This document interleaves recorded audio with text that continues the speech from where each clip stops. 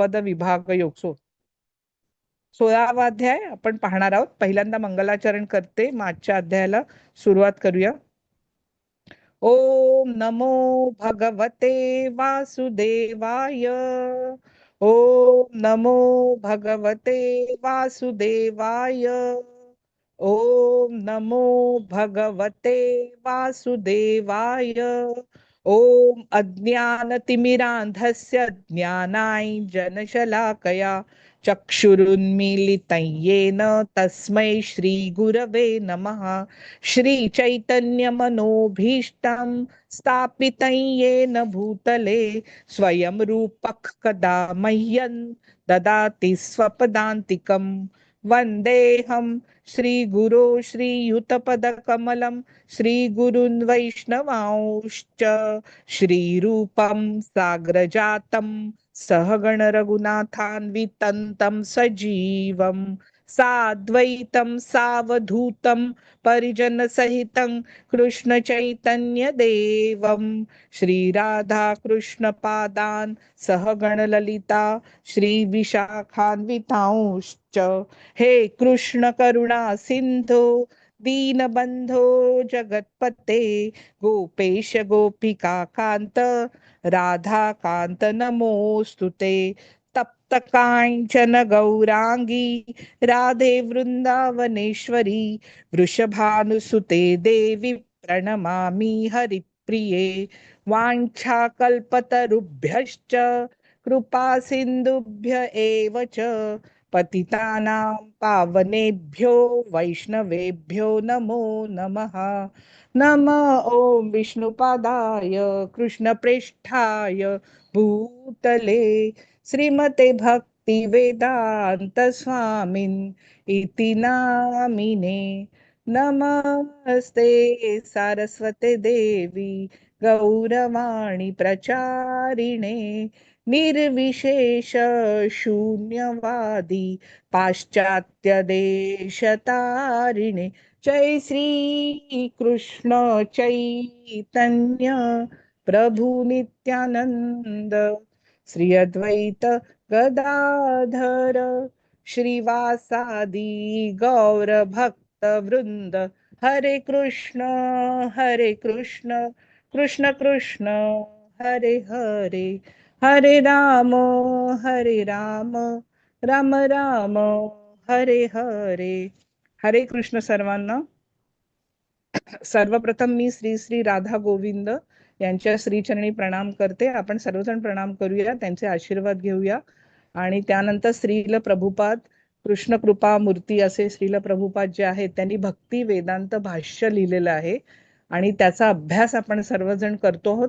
सर्व काही आपल्याला वाचता येणं शक्य नाहीये. आपण 1 तासामध्ये एक अध्याय पाहतो आहोत, पण आता नुसती अध्यायातली कल्पना आली, महत्वाचे श्लोक समजले, त्या श्लोक अध्यायात आलेला आपल्याला उपदेश समजला की आपण संपूर्ण अध्यायाचाही अभ्यास करणार आहोत. प्रत्येक श्लोक वाचणार आहोत, अर्थ वाचणार आहोत, भक्ती वेदांत श्रील प्रभुपादांचं भाष्य वाचणार आहोत. तर ह्याचा सखोल अभ्यास आपण सर्वजण ऑनलाईनच करणार आहोत. तर त्यासाठी ही सुरुवात आहे, हा प्रारंभ आहे, लक्षात ठेवलं पाहिजे. तर ज्यांच्यामुळे आपल्याला हे करणं शक्य झालेलं आहे असे जे श्रील प्रभुपाद आहेत त्यांना आपण सर्वजण मिळून प्रणाम करूया. पुढची स्लाइड माताजी. त्यानंतर श्री श्री नामानिष्ठदास प्रभूजी जे इस्कॉन मँगलोरू कुलाईचे अध्यक्ष आहेत आणि त्यांच्याचमुळे हा अभ्यासक्रम सुरू झालेला आहे. प्रत्येकाला हा अभ्यास करता यावा, घर बसल्या करता यावा आणि हे जे ज्ञान आहे ते प्रत्येकापर्यंत पोहोचावं याची प्रामाणिक तळमळ आणि कळकळीने हा अभ्यासक्रम सुरू झालेला आहे. म्हणून आपण सर्वजण अभ्यास करतो आहोत. तर तुम्ही जर राधा गोविंद इस्कॉन कुलाई मंदिरच्या वरती साईटवर गेलात तर तुम्हाला तिथे विभिन्न कोर्स आहेत. नंतर वेदाबेस आहे, तिथे तर सगळ्या तुम्हाला पूर्ण पुस्तकं PDF फ्री ऑफ चार्ज आहेत. नंतर तुम्हाला कुठलाही मृदुंग वादन आहे किंवा सात्विक अन्न कसं बनवायचं, कांदा लसूण शिवाय उत्तम असं कसं रोजचा आपला जो स्वयंपाक आहे किंवा जेवण आहे ती पाककला आहे त्याचे पण वर्ग आहेत. असे भिन्न भागवत महापुराणाचे आहेत, चैतन्य चरितामृताचे आहेत, असे भिन्न भिन्न. नंतर विभिन्न भजनांचे आहेत, नंतर संस्कृत श्लोक पठणाचे आहेत. तर असे भिन्न भिन्न वर्ग सगळे फ्री ऑफ चार्ज आहेत, विनामूल्य आहेत. कोणालाही इच्छा असेल तर तुम्ही ते शिकू शकता. तर यासाठी इतकी इतकी सोय आणि इतक्या संधी उपलब्ध करून दिलेल्या आहेत की प्रत्येकाला त्याचा फायदा किंवा त्याची ही संधी आहे तिचं सोनं करता यावं. तर त्यासाठी आपण त्यांना धन्यवाद दिलेच पाहिजेत, त्यांचे आभार मानले पाहिजेत. आणि अन्वया माताजी, पूजा राखे माताजी, मनीषा माताजी आणि कार्तिकी माताजींनी मराठीतून हा अभ्यासक्रम सुरू केला आणि सगळ्या मराठीतून पीपीटी आणल्या, त्यांनाही आपण प्रणाम करूया. योजना माताजी, संजना माताजीचे धन्यवाद मानूया, त्यांना प्रणाम करते. आणि आपणा सर्व वैष्णव भक्तांचं मी स्वागत करते आपल्या आध्यात्मिक यात्रेमध्ये. आणि आपला आजचा आहे 16वा अध्याय. 16 दिवस झालेले आहेत, आता 2च अध्याय उरलेले आहेत, 17वा आणि 18वा. तर आजचा जो अध्याय आहे तो खूप महत्वाचा आहे, दैवासुर संपत विभाग योग. तर काल आपण जो पाहिला बघा, आधीचा अध्याय आधी आपण सारांशामध्ये दाखवतो आणि मग आजचा दाखवतो. याचं कारण काय आहे की पुढचं पाठ मागचं सपाट असं व्हायला नको की पुढचं पुढचं पाहत चालले आहेत आणि मागचं मागचं विसरत चालले. अध्यात्माचा बेस पक्का व्हायला पाहिजे आणि त्याच्यामध्ये जे मूळ तत्वज्ञान आहे ते आपल्या पूर्णपणे मनामध्ये स्थिर व्हायला पाहिजे, भिनलं पाहिजे. आणि त्यासाठी पुन्हा पुन्हा कानावर पडते गोष्ट, तेव्हा ती अत्यंत अगदी मनामध्ये अशी पूर्णपणे ती इतकी घुसून बसते की मग तुम्हाला कधीही जरी झोपेतनं उठवलं तरी तुम्हाला ती लक्षात असते. म्हणजे जागेपणी, झोपेत, सुषुप्त अवस्थेत सावध राहणं, जागरूक राहणं आणि आपोआप राहणं. असं नाहीये की मुद्दामून काहीतरी प्रयत्नाने खूप त्रास घ्यावा लागतोय, खूप कष्ट करावे लागतायत, खूप मेहनत घ्यावी लागतायत, खूप पैसे खर्च करावे लागतायत, असं काहीच नाहीये. जिथे आहोत, ज्या परिस्थितीत आहोत, ज्या संसारात आहोत, तिथेच हे सर्व काही करतो. पण संसार अधिक उत्तमरित्या करायचा कसा, हे भगवद्गीता शिकवते. आणि त्याच्यासाठी म्हणून आपल्याला मागचा सारांश की त्या अध्यायात थोडक्यात काय सांगितलं होतं आणि मग आजच्या अध्यायात आपण थोडक्यात काय पाहणार आहोत, म्हणजे याचा एक अंदाज येतो की या पूर्ण अध्यायात काय आहे. मग पुढे तुम्ही जेव्हा एकदा वाचता मग तुम्हाला समजतं, मग तुम्ही दुसऱ्यांदा जेव्हा दुसऱ्या लेवलला जाता आणि तो अध्याय जेव्हा पूर्ण अभ्यास करता तेव्हा बऱ्याच गोष्टी आधी माहिती असतात, त्यामुळे नवीन नवीन गोष्टी चांगल्या पद्धतीने समजतात आणि त्या वाचताना मजा पण येते, आनंद वाटतो, पुन्हा पुन्हा वेगवेगळा अभ्यास करावासा वाटतो आणि गोष्टी समजायला लागल्या ना की खूप आनंद होतो. आणि म्हणून हा जो संपूर्ण ज्या पीपीटी बनवल्या आहेत ना त्याचा पण मागचा एक उद्देश आहे. एक मिनिट हा. तर काल आपण जो पाहिला अध्याय 15वा पुरुषोत्तम योग, त्या अध्यायाचं महत्व काय आहे. छोटूसा अध्याय आहे, एकदम छोटा अध्याय आहे. 12वा आणि 15वा हे सर्वात छोटे अध्याय आहेत. पण 15व्या अध्यायामधली जे ज्ञान आहे ते माहिती करून घेतल्यावरती पुन्हा या जगामध्ये अ, परतून यावं लागत नाही आणि आध्यात्मिक जगतामध्ये जे आपलं मूळ स्थान आहे त्या आध्यात्मिक त्याच्यामध्ये प्रवेश प्राप्त होतो. म्हणजे बघा, जिथे आपण अभ्यास करतो शाळेमध्ये आणि मग शाळेमध्ये बालवर्ग, शिशुवर्ग झाला की आपल्याला प्रवेश मिळतो, पहिलीत मिळतो, मग 10वी झाली की कॉलेजमध्ये प्रवेश मिळतो, मग कॉलेजचं शिक्षण पूर्ण झालं की व्यावसायिक शिक्षण, पदवी, असा आपण एकेकामध्ये प्रवेश घेत जातो. तसा हा प्रवेश आहे, आध्यात्मिक जगतात मिळणारा प्रवेश. आणि त्यासाठी पात्रता हा आपला जो अभ्यास चाललेला आहे तो शाळेमध्ये जसा अभ्यास करून कॉलेजमध्ये जावं तसा अभ्यास आहे. इथला अभ्यास जेव्हा पूर्ण होईल, जेव्हा पूर्ण ज्ञान प्राप्ती होईल, तेव्हा आपोआपच आपला पुढच्या जगात प्रवेश होणार आहे. आणि त्यासाठी इथला अभ्यास जेव्हा संपेल तेव्हा आपल्याला नवीन दालन उघडणार आहे आपलं आध्यात्मिक जगताचं. हे लक्षात ठेवलं पाहिजे. आणि हे खरं स्थान आहे, खरं घर आहे, परमधाम आहे भगवंतांचं, जे आपलं मूळ स्थान आहे. आणि मूळ स्थानामध्ये जे आनंद मिळतो, जी विश्रांती मिळते, जी शांती मिळते, जो समाधान मिळतं ते कुठेच मिळू शकत नाही. हे लक्षात ठेवलं पाहिजे. आणि प्रत्येकाने मनात लक्षात ठेवलं पाहिजे की हा जो आपला मार्ग आहे आतापर्यंत आपण चालत आलेलो आहोत तो आपण एकटाच चालतो आहोत, एकटेच आहोत आपण. पण जरी आपल्या आजूबाजूला इतकी माणसं, एवढं सगळं दिसत असलं तरी, आणि केवळ परमात्माच आपल्या बरोबर असतो प्रत्येक जन्मामध्ये आपल्याला साथ द्यायला. आणि तो आपल्या प्रत्येकाच्या हृदयातही आहे आणि तो उपद्रष्टा हनुमंताही आहे, हे लक्षात ठेवलं पाहिजे. त्यामुळे कालच्या अध्यायात आपण बघितलं होतं की जो वृक्ष बघितला होता, उलटा वृक्ष, की आपलं जे जगत आहे ते सगळं आपण त्याच्यामध्ये मोहून गेलोय आणि भ्रमित झालेलो आहेत. म्हणजे आपल्याला खरं वाटतंय जगत ज्याच्यात आपण राहतो, पण जेव्हा ज्ञान होतं तेव्हा जे बाह्य आवरणं नाहीशी व्हायला लागतात आणि हा भ्रम नाहीसा व्हायला लागतो, अज्ञान नाहीसा व्हायला लागतं, आपले डोळे उघडतात आणि आपण खऱ्या नजरेने पाहायला लागतो. मग सर्वत्र जो आत्मा आहे, जो आतापर्यंत दिसत नव्हता, आतापर्यंत ज्याची अनुभूती येत नव्हती, तो दिसायला लागतो, तो जाणवायला लागतो. अक्षरशः आपण एखादा व्यक्ती कुठेही बघतो तेव्हा कळतं की इथे तर तो आत्माच आहे, इथे तर असंख्य 84 लाख योनी आहेत आणि तितके देह आपल्या आजूबाजूला आहेत, तितके त्याच्यात आत्मे आहेत. आणि क्षेत्रज्ञ आजूबाजूला पसरलेले आहेत, अनेक क्षेत्र आहेत आणि अनेक त्यात राहणारे क्षेत्रज्ञ आहेत. आणि ही जेव्हा जाणीव होते तेव्हा पहिली पायरी आहे. नंतर जी पायरी आहे की जिथे परमात्मा आहे आणि मग कणाकणात तो परमात्मा आहे याची जाणीव व्हायला लागते. आणि अशा रीतीने बघा म्हणजे केवढं मोठी आपल्या दृष्टीची कवाडं उघडतात, ज्ञानाची दालनं उघडतात. हे सगळं प्रगट व्हायला लागतं, आतून जाणवायला लागतं, आतून आपल्याला पटतं. आणि जेव्हा पटतं तेव्हा आपल्याला त्याचं महत्व कळतं की आपला अख्खा जन्म, मग आपल्या अख्ख्या जन्माची जी धडपड चालली होती ना आतापर्यंत, पैसे कमवण्याची, घर घ्यायची, दागिने घ्यायची, कपडे घ्यायची, वेगवेगळ्या भौतिक गोष्टी सांभाळून ठेवायची, ती धडपड कमी होते.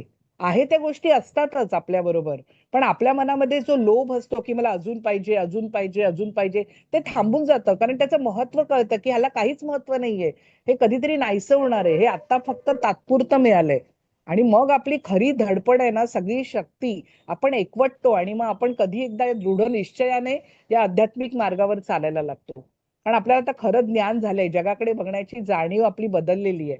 म्हणून प्रत्येक व्यक्तीला आपण जेव्हा आपण एखाद्याशी बोलतो, एखाद्या बरोबर संवाद साधतो, तेव्हा त्या व्यक्तीची जी मतं असतात ती कधीही बदलायला जायचं नाही किंवा कधीही त्याच्याशी वादविवाद करायचा नाही. कारण अशा वेळी कदाचित आपली मतं पण बदलू शकतात. जर आपली तेवढी निष्ठा नसेल तर तो आपल्याला बदलवू शकतो. म्हणून कधीही वादविवाद करायचा नसतो. आपलं मत एकदम प्रेमाने दुसऱ्याला सांगायचं असतं की असं असं आहे. पण त्याला ते पटेल न पटेल हे आपल्या हातात नाहीये. कारण त्याची जाणीव किती आहे हे प्रत्येक व्यक्तीनुसार वेगवेगळं आहे. आणि त्याच्या जाणीवीनुसार तो आपली मतं मांडत असतो. हे सर्वप्रथम. त्यामुळे कुठली व्यक्ती कमी नाहीये, अधिक नाहीये, कोणी श्रेष्ठ नाहीये, कनिष्ठ नाहीये, सगळे एकाच पातळीवर आहेत. पण प्रत्येकाची जाणीव भिन्न भिन्न आहे. त्यानुसार तो जग बघतोय आणि त्यानुसार आपली मतं मांडतोय. हे लक्षात ठेवलं पाहिजे. आणि म्हणून या भौतिक जगापासून अलिप्त होणं हे पाहिलं आपण. आणि हे भौतिक जगात म्हणजे प्रतिबिंब आहे.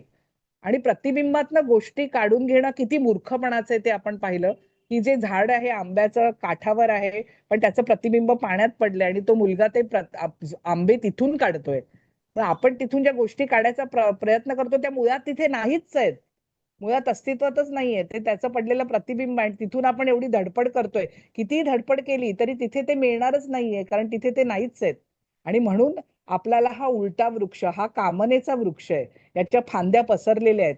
जेवढ्या अधिक भौतिक इच्छा, जेवढ्या अधिक भौतिक कामना, तेवढं अधिकाधिक आपण याच्यात गुरफटले जाऊ. आणि ऊर्ध्वगती म्हणजे आता इथे समजतं की मुळाकडे येणं. ब्रह्मदेव जे आहेत ते मुळावर बसलेले आहेत, कारण ते पहिले जीव आहेत. त्यांच्यापासून जितकं लांब जाऊ तितकी आपली अधोगती होत जाते. तेवढं आपलं पतन होतं, खाली पडतो, आपलं स्खलन होतं. आणि अशा वेळी वेगवेगळ्या योनींमध्ये आपल्याला जन्म घ्यावा लागतो. आणि अशा वेळी भरत राजा जो भक्त होता भगवंतांचा, तरी एक जन्म त्याचा हरणाच्या ह्याच्यात वाया, म्हणजे त्याने एक चांगलंच काम केलेलं. त्या हरणाच्या बालकाला वाचवलं होतं. उलट भूतदया दाखवली होती. भूतदया दाखवणं, चांगलं वागणं ही गोष्ट वेगळी आहे. पण त्यात अडकून पडणं वाईट आहे, की सतत त्याचाच विचार करत राहणं. म्हणजे आपण करत काय होतो, तर भक्ती करतोय आणि करता करता विचार कोणाचा करतोय, तर त्या हरणाचा करतोय. मग करता करता एखादा विचार पुन्हा पुन्हा पुन्हा पुन्हा पुन्हा पुन्हा जेव्हा मनात यायला लागतो, तेव्हा तो आसक्ती बनून जातो. म्हणजे निघतच नाही तो मनातून, सतत मनामध्ये घर करून राहतो. मग तो कुठला विचार घर करून राहिलाय ते पाहायला पाहिजे. आणि मग जेव्हा हरणाचा विचार आला, तेव्हा मग मृत्यू समयी अंते मती सा गती, मग दुसरा जन्म त्याला हरणाचा मिळाला. बघा म्हणजे एक जन्म एवढ्या, पण तरीही त्याच्यावर भगवंतांची कृपा होती. या गोष्टीतून आपल्याला मतितार्थ घ्यायचा आहे, लक्षात घ्या. की तरी त्याला सगळं ज्ञान होतं, सगळी जाणीव होती की मी कोण होतो, मागच्या जन्माचं ज्ञान होतं, भक्ती होती त्याच्याकडे. आणि मग तो जन्म त्याने असाच बसून काढला त्या कुटीच्या बाजूला. आणि मग नंतर त्याला जड भरताचा जन्म मिळाला. मग अशी अवस्था होती की आता मी कुठेच चिकटणार नाहीये, कुठेच आसक्त होणार नाहीये, कारण मी आता जाणून चुकलोय. एक जन्म मला माझ्या या मूर्खपणामुळे, या आसक्तीमुळे हरणाचा घ्यावा लागला, एक जन्म वाया गेला माझा. मग त्यानंतर पुढच्या जन्मात जड भरतामध्ये त्यांनी मुक्ती प्राप्त करून घेतली. की त्याने मग इतके जडवत पडून राहिले होते की आता कसलीच आसक्ती करायची नाहीये. बघा जे गोस्वामी आहेत ना, ज्यांनी इंद्रियांवर विजय मिळवलाय, ते या जगामध्ये फिरत फिरत असतात सतत. त्याचं कारण काय, की एका ठिकाणची आसक्ती निर्माण नाही व्हायला पाहिजे. आता आपण ज्या घरात राहतो, आपण ज्या गोष्टी वापरतो, आपण ज्या व्यक्तींबरोबर राहतो, आपल्याला त्यांची सवय होऊन जाते. आणि मग सवय झाली की त्यातनं बाहेर पडणं कठीण होतं, मग आपण अडकून पडतो त्याच्यात. आणि त्याच्यासाठी जर मनात आसक्ती ना, आपल्या लक्षात ठेवलं पाहिजे की हे कधीतरी नाहीसं होणार आहे, संपणार आहे. त्याच्या नंतरचा जो मार्ग आहे तो मला चालायचा आहे. आणि त्याची तयारी आपण आधीपासूनच केली पाहिजे, या जन्मामध्येच केली पाहिजे. आणि हा सगळा अभ्यास आहे. म्हणून स्थानांतरण, एका देहातून दुसऱ्या देहात स्थानांतरण करतो. आणि कृष्ण आपली काळजी घेणार आहे. त्यामुळे कुठेही असू तरी त्यांचं लक्ष आपल्यावर आहे हे लक्षात ठेवलं, त्यांची कृपा आहे, त्यांचे आशीर्वाद आहे, म्हणूनच आपल्याला हे ज्ञान समजतंय, आपल्या समोर प्रगट होतंय. कोणालाही होत नाही, प्रत्येकाकडे भगवद्गीता असते, पण हे रहस्यमय ज्ञान आहे, अत्यंत गुप्त आहे. जोपर्यंत भगवंतांची कृपा होत नाही तोपर्यंत हे ज्ञान आपल्याला प्रगट करत नाही. ज्ञान स्वतःला प्रगट करतं. तुम्ही विचार करा, आपल्या आतून तुम्हाला आता जाणवायला लागलं असेल की हे आहे, आपला विश्वास बसत चाललाय, की आपल्याला खात्री पटते की असं आहे, असं जगत जे पाहतो त्याच्या पलीकडे आहे, आत्म्याच्या रूपात आहे, परमात्म्याच्या रूपात आहे. याची खात्री पटणं म्हणजेच आध्यात्मिक उन्नती आहे. बाकी काही मोठ्या मोठ्या गोष्टी काही करायची गरज नाहीये. आपला विश्वास बसणं, तो दृढ होणं, आपण त्यासाठी दृढ निश्चयाने कामाला लागणं, त्यासाठी प्रयत्नशील राहणं आणि सतत तो विचार येत राहणं, त्याच्यासाठी शक्ती लावणं, ही सर्व आध्यात्मिक उन्नती आहे.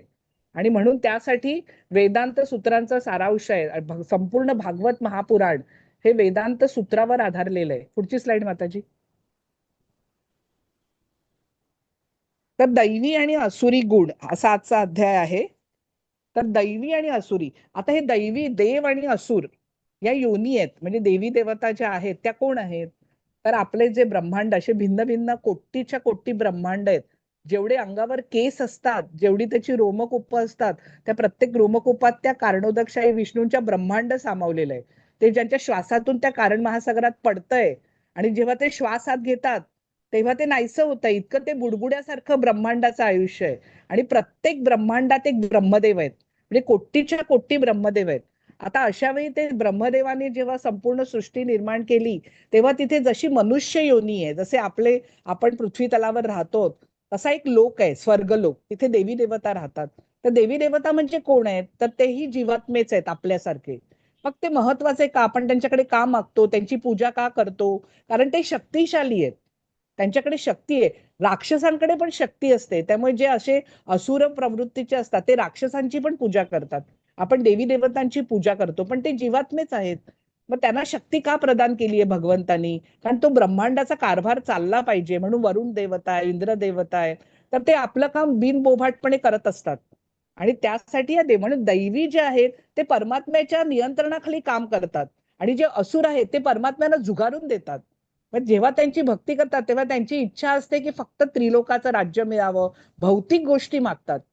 पण ज्याला ज्ञान झालं त्याला भौतिकतेचा जेव्हा तुच्छपणा समजतो आणि उच्च उच्च लोकांची त्याला जाणीव होते किंवा आध्यात्मिक जगताची जाणीव होते, तेव्हा आपोआपच या गोष्टींकडचा जो प्रेम आहे, आसक्ती, ती कमी होते. मागणारच नाही कोणी. जेव्हा तुम्ही भगवंत समोर येतील आणि हे असुरी लोक अक्षरशः इतके शरीराचा मांस काढून देतात, एका बोटावर उभं राहून तपश्चर्या करतात, इतकी कठीण तपश्चर्या करतात, शरीराला आपल्या त्रास देतात.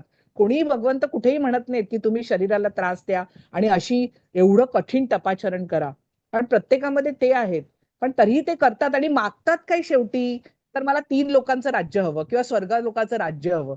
अरे काय, म्हणजे काय त्याला काय अर्थ आहे का की तिथे जिथे जे टिकणारच नाहीये, जे नाहीसं होणार आहे, जे आपल्याबरोबर राहत नाही, तात्पुरतं आहे, एवढी तपश्चर्या करून ते मागण्यामध्ये काय अर्थ आहे? म्हणजे जे अंतिम आहे, जे सर्वात महत्वाचं आहे, जे आपलं खरं रूप आहे किंवा जे परमात्मा, ते मागायला पाहिजे ना. म्हणून जसजशी जाणीव उंचावत जाते तसं मागणं पण बदलत जातं. आणि म्हणून त्याच्यासाठी दैव कोण आहेत, असुर कोण आहेत? तर देव आणि असुर ही आपल्यामध्ये असलेलीच संपदा आहे. आपल्या प्रत्येकामध्ये सत्वगुण आहे, रजोगुण आणि तमोगुण आहे. आपण पाहिलं तर त्यातलं रज आणि तमोगुण आहेत हे असुरी प्रवृत्तीचे गुण आहेत. तर आपल्या प्रत्येकामध्ये कमी अधिक प्रमाणात असतात. प्रत्येक जण एक एक गुण हा आपला वाढत असतो, कमी होत असतो. पण जेव्हा आपल्यातले दैवी गुण वाढायला लागतात, म्हणून ते दैवी गुण कुठले आहेत? 26 दैवी गुण आहेत, ते आपण पाहायचे आहेत.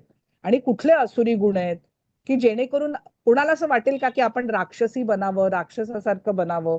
आपली दैवी प्रकृती असली पाहिजे, आपण दिव्य बनलं पाहिजे, आपलं आयुष्य दिव्य बनलं पाहिजे. आणि म्हणून त्यासाठी हे खूप महत्वाचं आहे. कारण याच्यामध्ये एकच फरक आहे या दोघांमध्ये. दोघही जे आहेत, वेदामध्ये म्हटलेलं आहे की देव आणि दानव यांचा जो जन्म आहे तो कश्यप मुनींची पत्नी अदिती आणि दिती यांच्यापासून झालाय. पण दोघांमध्ये फरक असा आहे की एक वेदसंमत आदेशाचं पालन करतो आणि दुसरा करत नाही. आणि त्यांची जी म्हणूनच आहे की या दोघांना समजून घेतलं पाहिजे. आणि मग दैवी गुण आपल्यात कसे वाढतील आणि असुरी गुण कसे कमी होतील? कारण असुरी क्रिया असतात ते आपल्याला बंधनात टाकतात, पण आपल्याला आता आध्यात्मिक मार्ग चालायचा आहे, आपल्याला मोक्ष पथावर चालायचं आहे, त्याच्यात प्रगती करायची आहे, शुभदायी क्रिया करायच्या आहेत. तर दैवी क्रिया या मोक्ष पथावर अग्रेसर होण्यासाठी आहेत. हा मार्ग चालायला मदत करतात. आणि आपल्याला जर गर्तेत जायचं आहे, पशु पक्ष्यांचा जन्म, झाडांचा जन्म, किड्यांचा जन्म असा जर प्राप्त व्हावा असेल, तर अधःपतन होण्यासाठी असुरी असुरी जे गुण आहेत त्याच्या ते आपल्याला खड्ड्यामध्ये टाकतात. आणि म्हणून ते कुठले आहे ते समजून घ्यायला पाहिजे. आणि असुरी स्वभाव कसा असतो, नंतर त्याचे परिणाम काय आहेत, आणि उन्नती आणि अधोगती कशी होते, ते ह्याच्यात सर्व आलेलं आहे. पुढची स्लाइड माताजी. श्री भगवानुवाच अभयम सत्व संशुद्धिर्ज्ञान योग व्यवस्थिती. आता इथे व्यवस्थिती शब्द आहे, तर ती जो आहे तो रस्व आहे. ती नंतर जेव्हा हा येतो आपला जो शेवट विसर्ग येतो, तर त्या विसर्गाचं उच्चारण जे आहे ते शेवटच्या अक्षरावर अवलंबून असतं. जर ते रस्व असेल तर त्याचं उच्चारण पण रस्व. स्थिती ही, जर स्थितीचा ती दीर्घ असता, स्थिती ही, ती जसा दीर्घ असेल तर ही पण दीर्घच येणार. हे लक्षात ठेवलं पाहिजे. त्यामुळे व्यवस्थिती ही, दानम दमश्च यज्ञश्च. आता दानमच्या न वरती जो अनुस्वार आलाय, अनुस्वाराचं जे उच्चारण आहे ते खूप महत्वाचं आहे. कारण अनुस्वार जो आहे तो बीज मंत्र आहेत ते. म्हणून अनुस्वाराचं उच्चारण करताना त्याचे नियम आहेत संस्कृतचे. आता हे आपण अनेक शब्दांचं उच्चारण आपण नकळत करतो, पण जेव्हा आपल्याला नियम माहिती होतात तेव्हा अधिक शुद्ध आपण बोलायला लागतो, आपली वाणी शुद्ध होते. आता दानमच्या वरती न वरती अनुस्वार आहे, तर त्याचं दानम असा उच्चार होणार नाही, त्याचा उच्चार होतो दानन. आता दानन कसं काय? आता अनंत शब्द घ्या, अनंत, न वर अनुस्वार आहे, त्याच्या पुढे त आलाय, त. तर हे जे कख गघंग, चछ जझ ञ, टठ डढण, तथ दधन, पफ बभम असे 5 वर्ग आहेत. आणि त्यानंतर मग य र ल व श श स ह य क्ष ज्ञ अशी व्यंजन आहेत. तर व्यंजन आणि स्वर, स्वर आणि व्यंजन मिळून एक अक्षर बनतं. आता व्यंजन आहेत ती नेहमी पाय मोडलेली असतात, अपूर्ण असतात. ती जेव्हा स्वराबरोबर मिळतात तेव्हा पूर्ण अक्षर तयार होतो. तर हे जे व्यंजनाचे वर्ग आहेत, तर क वर्ग आहे, क कु चु टू तू पू, कुचू टुटू पू म्हणजे क वर्ग, च वर्ग, ट वर्ग, त वर्ग आणि प वर्ग. तर यातलं जे 5वं अक्षर आहे बघा, मी पटकन सांगते, हे खूप महत्वाचं आहे. पण कारण आतापर्यंत मी सांगितलं नव्हतं, पण हे जर तुम्हाला मूळ समजलं ना, बऱ्याच लोकांना माहिती पण असेल, ज्यांना माहिती नाही त्यांच्यासाठी सांगते. तर त्याच्यामध्ये जे आपले 5 वर्ग व्यंजनाचे पाडलेले आहेत आणि य पासून पुढचे वर्ण विशेष वर्ण आहेत. तर आपली जर बाराखडी किंवा वर्णाक्षर, मूळाक्षर तुम्ही जर समोर ठेवली तर तुमच्या लक्षात येईल. तर क वर्ग, प्रत्येक वर्गात 5 अक्षर आहेत, कख गघंग. तर क जो आहे त्याच्यानंतर त्याच्यात जो ह अक्षर आहे तो शेवटचा आहे. आणि ह जो आहे तो महाप्राण म्हटले, त्याला महाप्राण, ह ला महाप्राण म्हणतात. म्हणून जो आपला विसर्ग असतो त्याचं उच्चारण हकार आहे, हकार. अहा, ही, हू असा जो करतो तो महाप्राण आहे. महाप्राण बेंबी पासून बाहेर येतो. आणि त्यासाठी दानम हा जो महाप्राण, कख गघंग, क मध्ये महाप्राण मिळाला की क अधिक ह, ख, ग, ग मध्ये महाप्राण मिळाला ह की ग अधिक ह, घ. आणि 5वं अक्षर आहे ते अनुनासिक आहे. अनुनासिक, नासिक म्हणजे नाक, म्हणजे ज्याचं उच्चारण करताना तोंडातून आणि नाकातनं उच्चारण केलं जातं. 5वं अक्षर कख गघंग, ग ड सारखं काढलं असतं, ग, ग पण नाकातनं बोलायचंय आणि घशातनं, तर त्याला ग, ग. तर आता शंकर हा जो शंकर, गंगा, तर श वरती अनुस्वार आहे, पुढे क वर्गाचं आलंय. तर ज्या वर्गाचं अक्षर येईल त्याचं अनुनासिक येतं. म्हणजे कख गघंग ग असेल तर अनुस्वारचं उच्चारण ग होणार, शंग, शंकर. गंगा, आपण गमगा म्हणतो का, गमगा. प्रत्येक अनुस्वारचं उच्चारण जर अम असतं तर इथे गमगा, शंकर हे उच्चारण अशुद्ध आहे. शंकर आहे, गंगा आहे. याचं कारण श नंतर क आलाय, गंगेतला ग नंतर ग आलाय, कख गघंग. मग चछ जझ संजय, धनंजय आपण म्हणतो, न वर अनुस्वार आहे, पुढे ज आलाय, च छ ज झ ऐ, इथे यकार आहे पण तो नाकात नाही येतो, ऐ, चछ जञ, टठ डढण.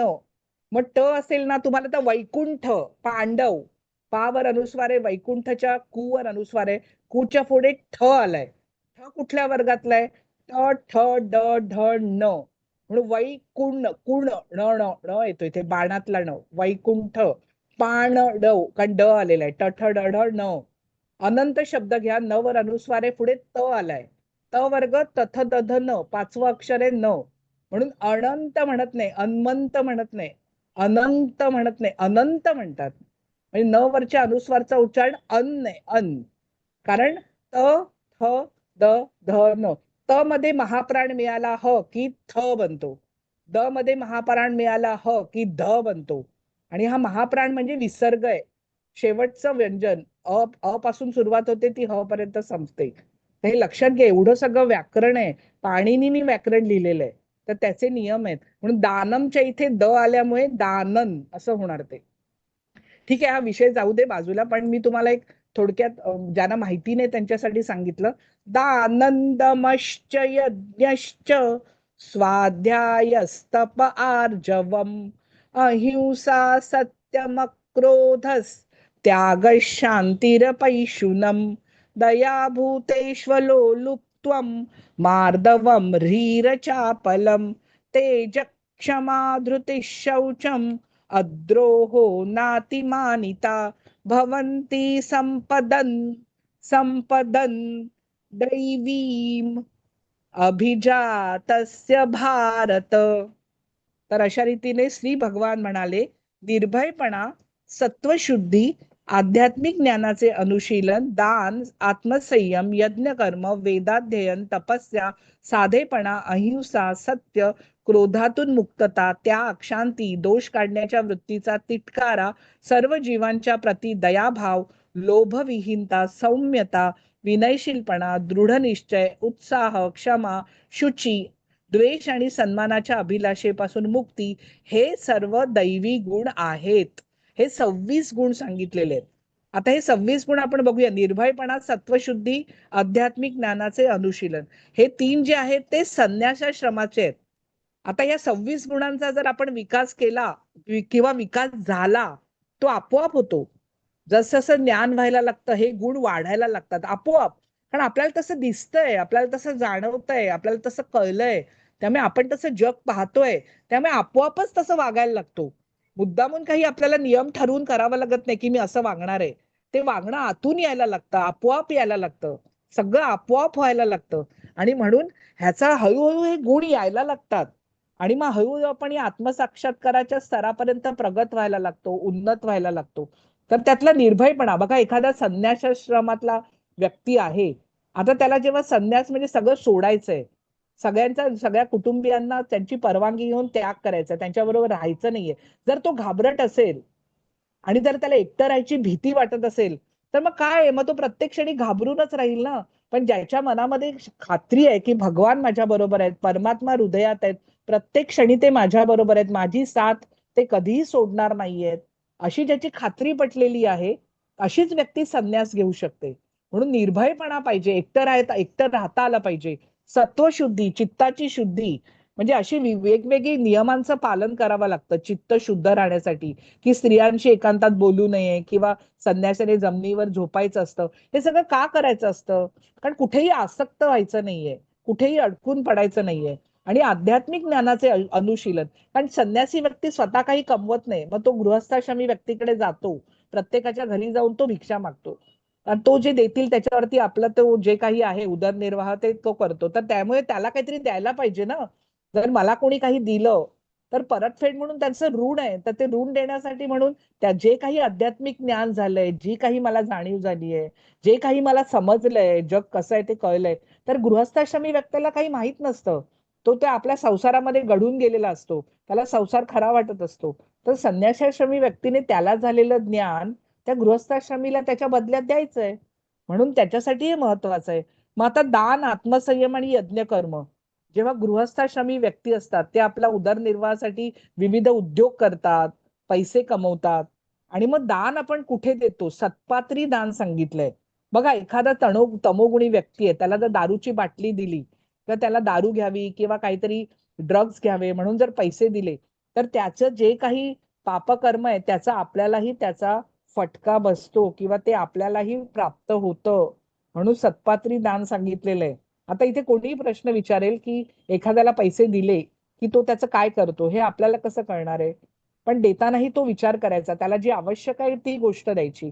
मग त्याला खायला नसेल तर ते द्या, त्याच्याकडे कपडे नसेल तर कपडे द्या. पैशापेक्षा इतर गोष्टींमध्ये आपण मदत करू शकतो आणि गृहस्थाश्रमी करू शकतात. म्हणून त्यांनी दान द्यायला सांगितलं. कारण लक्ष्मी कशी आहे, लक्ष्मी चंचल आहे, ती एके ठिकाणी राहत नाही आणि ती जातेच, वाट काढून निघून जाते. म्हणून तिला योग्य मार्गाने बाहेर काढायचं. योग्य मार्गाने आपण जे कमवतो त्याचा काही भाग आपण दिला पाहिजे. तो दिला की लक्ष्मी स्थिर होते.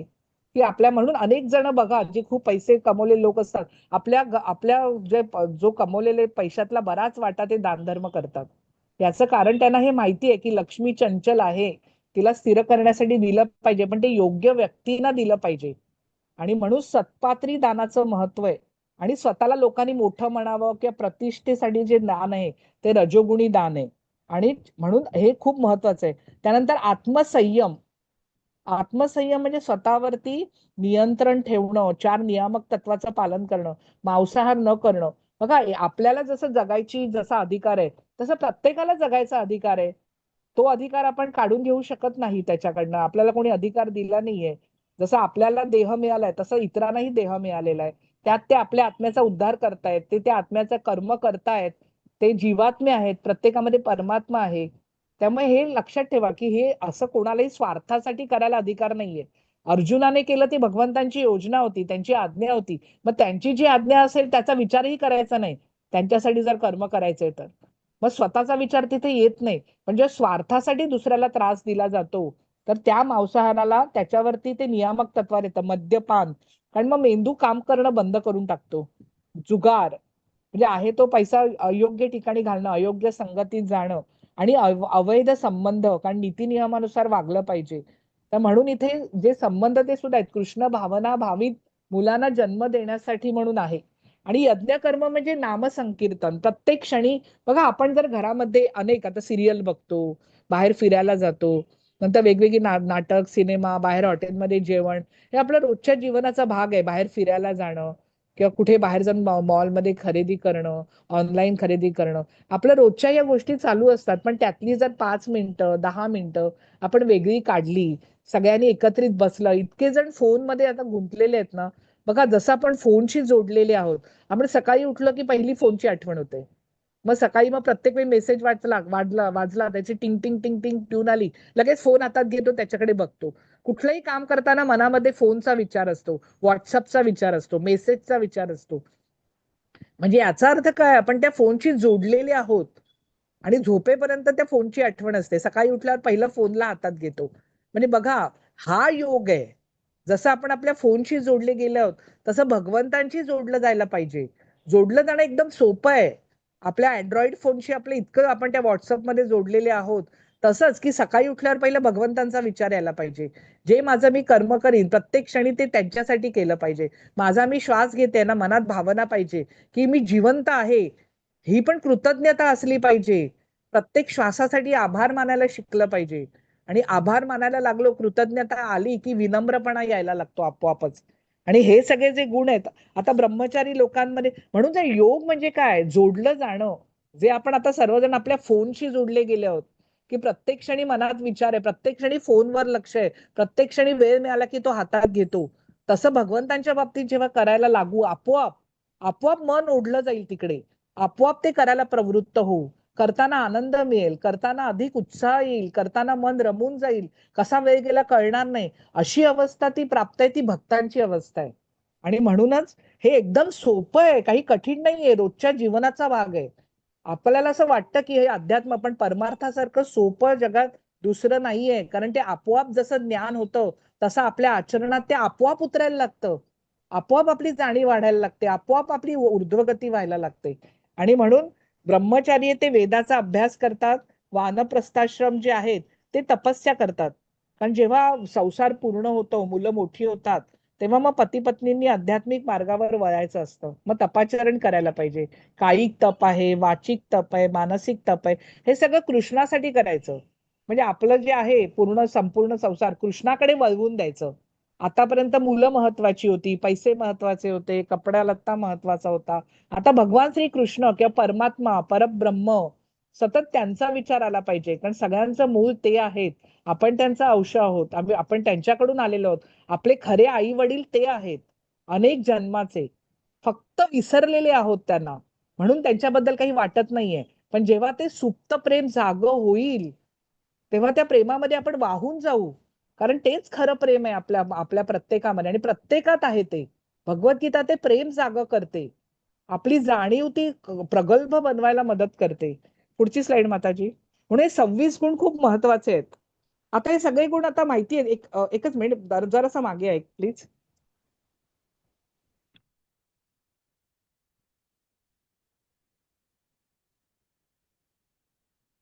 हा, तर ह्याच्यातले पुढचे अगदी सोपे आहेत बघा. साधं राहणं, नंतर अहिंसा, कोणालाही त्रास न देणं, सत्य.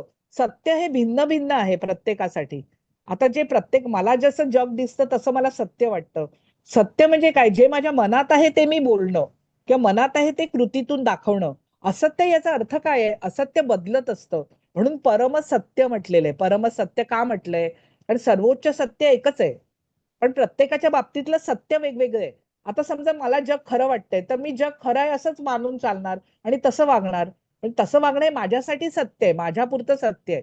आता एखाद्या व्यक्तीला आत्मा दिसतोय, तर तो तसंच वागणार. पण जर माझ्या मनामध्ये मला माहिती अमुक अमुक गोष्ट आहे आणि तोंडातून मी दुसरंच काहीतरी बोलतेय, तर ते असत्य आहे. पण जे माझ्या मनात आहे, जी माझी जाणीव आहे, जे माझं ज्ञान आहे, जितकी माझी उन्नती आहे आणि जे मला समजतंय, ते मी बोलणं म्हणजे माझ्या पुरतं सत्य आहे.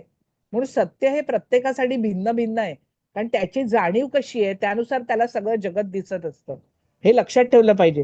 आणि म्हणून परमसत्य म्हटलंय, कारण परमसत्य एकच आहे. कोणी मानो न मानो त्याने काही फरक पडत नाही. एखादी व्यक्ती म्हणते नाही आहेत भगवान, काय फरक पडतोय? त्याच्यापुरते नाही आहेत तर ठीक आहे ना. त्याने काही, भगवंतांना फरक पडत नाहीये किंवा जगामध्ये कोणालाच फरक पडत नाहीये. त्याला काय वाटतं? जेव्हा त्याला स्वतःला आतून वाटेल की आहेत, जेव्हा त्याला अनुभूती येईल, तेव्हा त्याला वाटेल हा आहेत. मला आतापर्यंत माहित नव्हतं, दिसत नव्हते म्हणून मी नाही म्हणत होतो. आणि आजकाल तर फॅशन झाली आहे की असं वाटतं की परमेश्वर नाहीये, जग फक्त निसर्ग आहे, फक्त प्रकृती आहे, जेवढं दिसतं तेवढंच आहे, पलीकडे काहीच नाहीये. असं जो म्हणतो तो खूप पुढारलेला आहे. असं असं लोकांचा भ्रम आहे की जेवढे जास्त शिव्या देतात, जेवढं जास्त म्हणतात की नाही तर आपण खूप मोठे, असं वाटायला लागलंय. आणि जे लोक सगळं मानतात, जे भगवंतांवर विश्वास ठेवतात, सगळ्यांना वाटतं की हे अगदी मागासलेले लोक आहेत. अरे जग इथे पुढे चाललंय आणि हे मागे मागे चाललेले आहेत. पण त्यांना खरं ज्ञान झालेलंच नाहीये. आणि हे भौतिक जगात जे सगळे शोध लागतायत, ते सगळे डिबार होतात, कालबाह्य होतात. नवीन नवीन टेक्नॉलॉजी येते, जुनी जुनी नाहीशी होते. पण हे जे दिव्य ज्ञान आहे ते कधीही नाहीसं होत नाही. आणि ते कधीही बदलतही नाही, कारण हे जीवात्म्याशी संबंधित आहे. त्यामुळे भौतिक वातावरणाचा त्याचा काही फरक पडत नाही त्याच्यावर. ते कधीही न बदलणारं असं ज्ञान आहे. आणि म्हणून ते टिकणार आहे, आपल्या बरोबर राहणार आहे. बाकी सगळ्या गोष्टी नाश्या होणार आहेत. हे लक्षात ठेवलं पाहिजे. आणि दयाभाव सर्वांच्या बद्दल. नंतर लोकांना दोष कोणाचे काढणार? परमात्म्याचे दोष काढणार. लोभविहीनता, कारण आता संपतं ना, सगळी धडपड थांबते. जेवढं आवश्यक आहे तेवढं पुरेसं आहे, पोटा पाण्यासाठी आहे तेवढं पुरेसं आहे. जेवढं माझ्याकडे आहे त्यात मी आनंदी आहे, मी समाधानी आहे. सौम्यता, सौम्यपणा येतो, उग्रपणा कमी व्हायला लागतो. विनयशीलपणा, दृढ निश्चय होतो. आणि महत्व ज्याचं कळतं, आपण त्याच्यासाठी निश्चयाने काम करायला लागतो. उत्साह येतो. अरे मी योग्य मार्गावर आहे, भगवंत भेटणार आहेत, दिसणार आहेत. आतापर्यंत ज्या मी गोष्टी वाचल्या संतांच्या, जो भागवत धर्म महाराष्ट्राचा आहे, की भागवत महापुराण समोर ठेवून हा भागवत धर्म आहे. भगवान कृष्णांचीच विठ्ठल कोण आहेत? विठ्ठल रखुमाई कोण आहेत? रुक्मिणीच आहेत, कृष्ण आणि रुक्मिणी. तर त्यांचंच रामकृष्ण हरी असं जप केला जातो. तर अशा रीतीने उत्साह येतो भक्ती मार्गावर चालायला, कारण मी योग्य मार्गावर आहे याची खात्री पटते. क्षमाशीलता येते, क्षमा करायला शिकतो, शुचिता राहते, पावित्र्य येतं. आणि द्वेष कोणाचा करणार जिथे परमात्माच आहे. आणि सन्मान, मला कोणी मोठं म्हणावं, कोणीही मला चांगलं म्हणतं तेव्हा माझ्या संचितातलं पुण्य कमी होतं. आणि जेव्हा मला निंदा करतो एखादी व्यक्ती, तेव्हा मी जागेवर राहते, म्हणजे पाय माझ्या जमिनीवर राहतात. मला अहंकार येत नाही, जो माझा खड्ड्यात टाकणार आहे. आणि देहभाव नाहीसा होतो, मीपणा नाहीसा होतो आपोआपच. कारण जिथे परमात्मा प्रत्येकाच्या हृदयात आहे, जीवात्मा आहे, देहभाव राहिलाच कुठे? देह तर पडून जाणार आहे. देह जीर्ण होतोय, देह हळूहळू क्षीण होतोय, देहाचा क्षय होतोय. कधीतरी तो म्हातारा फाटका तुटका होणार आहे, तो काढून टाकला जाणार आहे, जाळून टाकला जाणार आहे, नाहीसा होणार आहे. आणि ही जाणीव असल्यानंतर मग हे दैवी गुण आहे, कारण मग आत्मस्थित राहायला लागतो आपण. हे 26 गुण दैवी गुण आहेत. पुढची स्लाइड माताजी. दंभो दर्पोऽभिमानश्च क्रोधः पारुष्यमेव च अज्ञानञ्चाभिजातस्य पार्थ संपदमासुरीम्. हे पार्थ, दंभ, दंभ म्हणजे आपण कोणीतरी मोठे आहोत हे दाखवण्याची जी आपल्या प्रत्येकामध्ये एक असं असतं ना, की मी खूप मोठा आहे, मी खूप पंडित आहे, मी खूप ज्ञानी आहे. तर हा ढोंगीपणा आहे, मान मिळवण्यासाठी प्रयत्न आहे. तर दर्प, दर्प याचा अर्थ उर्मटपणा. मी कोणतरी मोठा आहे म्हणून दुसऱ्यांची उर्मटपणाने वागणं, उग्रपणाने वागणं. अभिमान, अभिमान कसला असतो? स्वतःच्या देहाचा अभिमान असतो. मी अमुक अमुक आहे, मी एवढे पैसे कमवले आहेत, माझ्याकडे एवढ्या डिग्र्या आहेत, माझ्याकडे एवढा पैसा आहे, माझ्याकडे एवढ्या गाड्या आहेत. तर हे सगळं आहे तो माझा देहाबद्दल, मी किती सुंदर आहे. तर हा देह आहे, हा बाहेरचं आवरण आहे, फक्त जन्मापुरतं मिळालेलं आहे. मग आपोआपच हा मिथ्या अभिमान, हा गर्व कमी व्हायला लागतो. क्रोध, बघा क्रोध काय येतो, राग काय येतो? आपल्या मनामध्ये इच्छा असतात, त्या पूर्ण होत नाहीत तेव्हा राग येतो. किंवा एखादी व्यक्ती आपल्याला पाहिजे तशी वागत नाही, मग तेव्हा राग येतो. पण दोन्ही बाबतीमध्ये जर आपण लक्षात ठेवलं, की जर समजा कोणी व्यक्ती कशी वागते आहे, मला अपेक्षाच नाहीये, मी निरपेक्ष निष्काम कर्म करतोय, मला त्याच्यासाठी जे कर्तव्य आहे, माझी मुलं आहेत तर त्यांच्यासाठी माझं कर्तव्य आहे की मी त्यांची काळजी घेतली पाहिजे, आणि माझं ते जबाबदारी म्हणून मी करणार आहे. त्यांनी मला मोठं म्हणावं म्हणून नाही, ही अपेक्षाच नाहीये, म्हणून माझं निष्काम कर्म आहे. आणि अशा वेळी मग त्यांनी काही म्हटलं नाही म्हटलं, काही केलं नाही केलं, काही फरकच पडत नाही. त्यामुळे निष्काम कर्म हे खूप महत्वाचं आहे. त्यामुळे राग येत नाही ना, वाईट वाटत नाही, दुःख होत नाही. पारुष्यमेवच, पारुष्य म्हणजे परुषता म्हणजे कठोरपणा. आणि अज्ञानम चाभिजातस्य, अज्ञान का येतं, चुका का होतात, चुकीचं का वागतो? कारण योग्य गोष्ट माहिती नाहीये, चांगलं वाईट काय माहिती नाही, तर आपोआपच वाईट आहे तसं वागलं जाणार, चुकीचं वागलं जाणार. अज्ञानामुळे घडतं, त्या माणसाची चूक नाहीये, त्या व्यक्तीची चूक नाहीये, कारण त्याला माहितीच नाहीयेत गोष्टी. त्याला जगाचं स्वरूप माहितीच नाहीये, त्याला आपण कोण आहोत माहितीच नाहीये, त्याला परमात्म्याची जाणीवच नाहीये. आणि अशा अज्ञानात तो राहतोय. त्यामुळे त्याच्यासाठी तो जे काही करतोय ते चुकीच्या गोष्टी करतोय, कारण त्याला खऱ्या गोष्टी माहिती नाहीयेत. आणि मग अशामुळे ही जी संपदा आहेत ती सगळी आसुरी गुण आहेत. प्रत्येकामध्ये असतात, आपल्यात आपल्यात दैवी गुणही आहेत आणि आसुरी गुणही आहेत. पण जेव्हा आपल्याला समजतं, मग आपण आसुरी गुण कमी करायला लागतो. रज आणि तमो गुण हे आसुरी गुण आहेत, आणि सत्व गुण हा दैवी गुण आहे.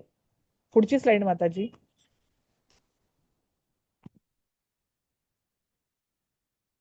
दैवी संपद विमोक्षाय निबंधायासुरी मता मा शुच संपदन दैवीम अभिजातोसी पांडव. आता इथे पांडव शब्द आलाय बघा, पावर अनुस्वार आहे, पण पुढे ड आलाय, ड. तर ट ठ ड ढ न, ट वर्गातलं अनुनासिक, नाकाद्वारे ण ण, बाणातला ण म्हटला जातो, म्हणून या अनुस्वाराचं उच्चारण पांडव झाला नाहीये, पांडव न आलंय, न. आता हे दैवी गुण आणि आसुरी गुण का महत्वाचे आहेत?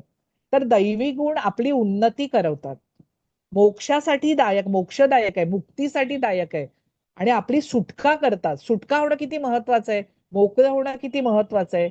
तर ते आपली करून देण्यासाठी दैवी गुण मदत करतात, आणि आसुरी गुण आपल्याला बंधनात टाकतात. जर आसुरी गुण असतील, रज आणि तमोगुण असतील अधिक प्रमाणात, तर आपलं जे आयुष्य आहे, आपल्याला आयुष्य आपल्या खड्ड्यात जाईल, स्खलन होईल, पतन होईल, म्हणजे आपल्याकडून चुकीचं वागणं घडेल. आणि मग अशा वेळी आपल्याला पुढचा जन्म त्यानुसार कुठलाही मिळू शकतो, पशु पक्ष्यांचा, वृक्षाचा. म्हणून सावध राहायला पाहिजे. मानवी जन्म मिळणं, मानवी देह अत्यंत दुर्लभ आहे. देवांना सुद्धा तो मिळत नाही, देव सुद्धा लालायित असतात. लक्षात ठेवलं पाहिजे, इतकं त्याचं महत्व आहे. आणि त्याच्यातच परमात्म्याची प्राप्ती होऊ शकते. म्हणून हे पांडवा, तू चिंता करू नकोस, तू घाबरू नकोस, कारण तू दैवी गुणांसह जन्मलेला आहेस. हे 26 गुण तुझ्यामध्ये आहेत, कारण तू माझा पार्षद आहेस, तू माझा भक्त आहेस, तू माझा सखा आहे, तुझं मन अत्यंत कोमल आहे. पुढची स्लाइड माताजी. द्वौ भूत सर्गो लोकेस्मिन दैव आसुर एवच. ए जो आहे ना, ए बघा, आ ई ई उ ऊ, ए ऐ ओ औ, हे जे चार आहेत त्याच्यात ऱ्हस्व दीर्घ नाहीये. हे चौघही नेहमीच दीर्घ असतात. ए पण दीर्घ आहे, ऐ पण दीर्घ आहे, ओ पण दीर्घ आहे आणि औ पण दीर्घ आहे. म्हणजे ए, ऐ, ओ, औ असे ते चारही संस्कृत मध्ये दीर्घच येतात. म्हणून एवचचा ए रस्व आणि ऐ दीर्घ नाहीये. ए पण दीर्घच आहे. एवच, एवच. देवो विस्तरश प्रोक्त आसुरम पार्थ मे शृणु.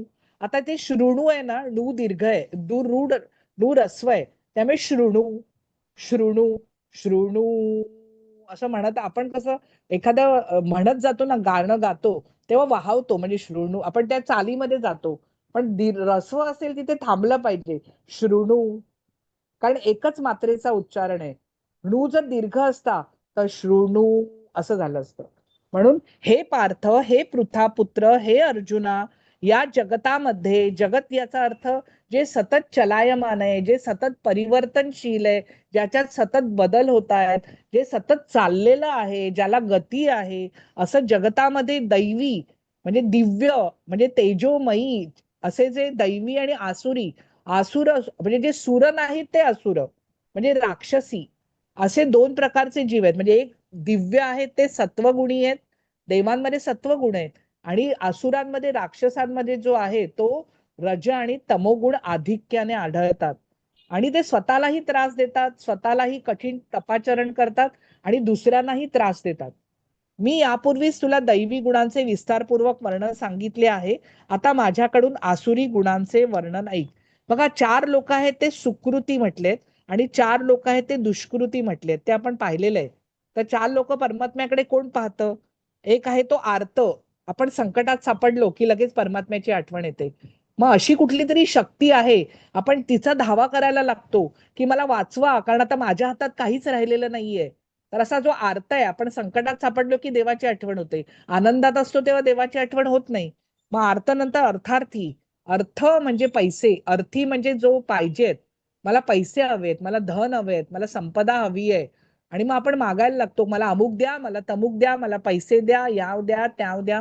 तर ते अर्थार्थी आहे. पण काही का होईना ते मागण्यासाठी का होईना भगवंतांची प्रार्थना करतात. मग जिज्ञासू जेव्हा आपल्याला मनामध्ये विचारायला लागतो, अरे मी काय आहे, जगत कसं चाललंय, मी कोण आहे, मी का जन्माला आलोय, नंतर बऱ्याच मनामध्ये प्रश्न निर्माण होतात. आणि मग असे जेव्हा होतात तेव्हा आपण जिज्ञासू बनतो. मग मनामध्ये आपल्या हाव निर्माण होते ज्ञानाची, की मला सगळं जाणून घ्यायचंय, मला सगळं कळलं पाहिजे, मला सगळं काही ती माहिती झालं पाहिजे, आणि त्याला जिज्ञासू म्हटलं जातं. आणि जेव्हा आपण ज्ञान प्राप्ती करायला सुरुवात करतो, जेव्हा गुरुंकडनं ज्ञान प्राप्त होतं, जेव्हा आपल्याला भागवत महापुराणातून ज्ञान प्राप्त होतं, जेव्हा आपण भगवद्गीतेचा अभ्यास करतो, जेव्हा हे ज्ञानप्राप्ती होते, त्यानंतर आपोआपच मग असं ज्ञान प्राप्ती होता होता आपण या आध्यात्मिक मार्गेवरती चालायला लागतो, आणि मग जिज्ञासू व्यक्ती ज्ञानी बनून जातो. म्हणून ज्ञानी भगवंतांना प्रिय आहे. आणि दुष्कृती कोण आहेत? जे भगवंतांकडे कधीच पाहत नाही. एक तर मूर्ख लोक. इथे मूर्ख याचा अर्थ निरक्षर नाहीये. कितीही कोणी शिकलेला असला, पण जर त्याला परमात्म्याची जर अस्तित्वाची जाणीव नसेल, आत्म्याची जाणीव नसेल, तर तो मूर्ख व्यक्ती आहे. दुसरा नराधम, म्हणजे जे जे पशुपक्षी योनीतून मानव देह धारण करतात, कारण आपली उत्क्रांती होते, आपल्या आत्म्याचा विकास होतोय, त्यामुळे पुढचा देह मिळतो तेव्हा मागच्याचे सगळे गुण घेऊन आलेले असतात. आपण बघितलं ना, जसा वारा गंधाला घेऊन जातो, तसा आत्मा संस्कार घेऊन येतो आपल्यावरती. मग ते संस्कार असतात, मग तसंच वागलं जातं. आपण बघतो काही माणसं हिंस्त्र असतात, वेगवेगळ्या पशुपक्ष्यांचे गुण त्यांच्यामध्ये असतात. ते का असतात? कारण त्या योनीतून ते मनुष्य देहात आलेले असतात, त्यांचे नवीन नवीन जन्म असतात. मग प्रत्येक जन्मात आपण शिकायला लागतो, प्रत्येक जन्मात समजायला लागतं जीवाला, की चांगलं वागलं की चांगलं होतं, वाईट वागलं की वाईट होतं. आणि मग शिकता शिकता आपण सुधारत जातो. आणि हे सुधारगृह आहे, हे पूर्ण जे भौतिक जगत आहे ते त्या शिकण्यासाठी आपण आलेलो आहे, सुधारण्यासाठी आलोय, धडे गिरवण्यासाठी आलेलो आहोत.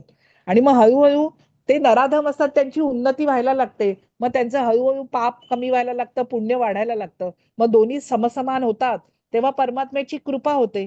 परमात्म्याची कृपा झाली की वाईट घडायचं कमी व्हायला लागतं, कारण हृदयातल्या परमात्म्याची जाणीव होते. तो पाहतोय प्रत्येक क्षणी, आपल्याला कोणतरी पाहणार आहे प्रत्येक क्षणी, असं लक्षात आलं की वागणं पण आपोआप सुधारून जातं. आणि अशा रीतीने म्हणून हे नराधम जे आहेत त्यांना माहिती नाही अजून, ते नवीनच आलेले आहेत या योनींमध्ये, मनुष्य योनीत. मायेने ज्ञान अपहृत झालेले जे खूप शिकलेले असतात त्यांनाही असं वाटतं की मी खूप हुशार आहे. ते परमात्म्याला मानत नाही, ते फक्त भौतिक जगातल्या संशोधनाला महत्व देतात. पण खरं तर पाहिलं तर हे सगळं भौतिक जगाशी संबंधित आहे. ते बदलणार आहे, नाहीसं होणार आहे. आणखी लाखो वर्षानंतर किती बदललेलं असेल जगत.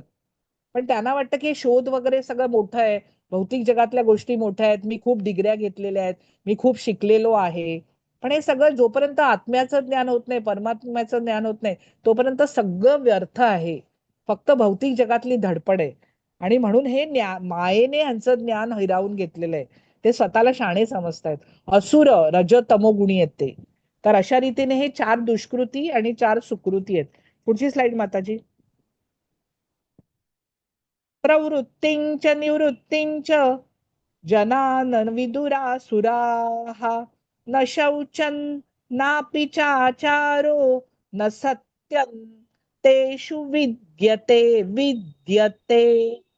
आसुरी प्रवृत्तीचे लोक म्हणजे रजोगुणी आणि तमोगुण ज्यांच्यात आधिक्याने आहे.